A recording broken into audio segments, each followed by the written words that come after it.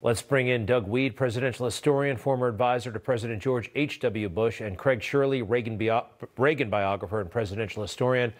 Gentlemen, he's obviously got a huge political problem and maybe a criminal problem on his hand.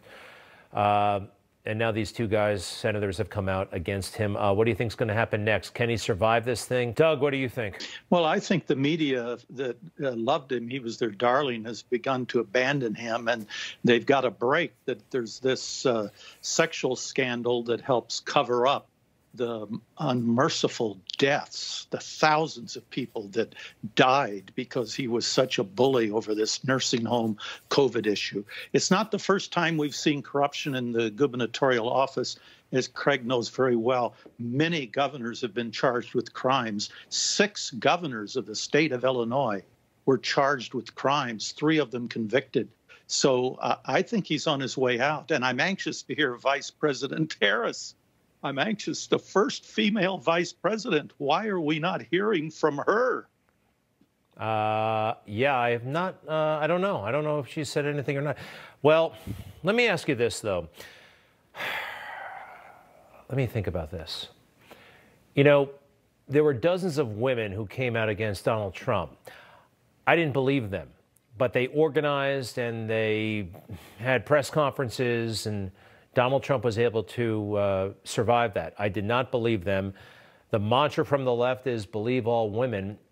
If he goes out, we're setting up a situation here where, you know, a handful of women or men making these types of allegations can take out just about anyone.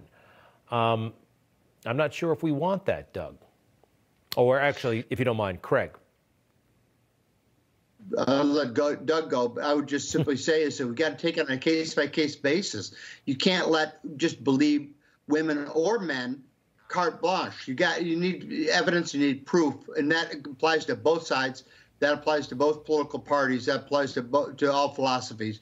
That you just can't make an accusation without some type of evidence or something to corroborate your statements against the individual.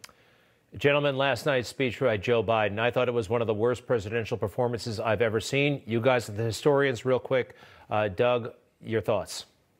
Yeah, he's got cognitive problems. There's no question about it. I guarantee you, Greg, that the Chinese and the Russians, international experts were watching his speech. Yeah. They had doctors looking at his eyes, the pupils in his eyes.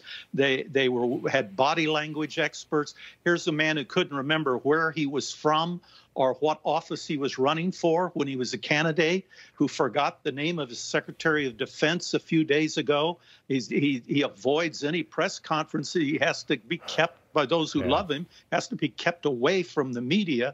So it's a problem. It's not going to go away. And the messaging last night I thought was terrible, and he needed to thank Donald Trump. If he really wanted to help unify this country, that would have gone a little. It would have done a little something. His first 2 words should have been, thank you, Donald Trump. 4 words for the vaccine. I didn't do it. I don't think he's serious about unifying the country.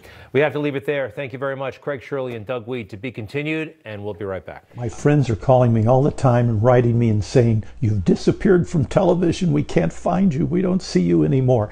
This is the only way we've figured out how to beat the censors. If you subscribe to this channel, hit the subscribe button and then hit the bell, you'll get notification when I'm on TV. Otherwise, you won't get my Instagrams, my messages on Facebook. It's censorship. So I want to hear from you. I want you to be able to hear from me.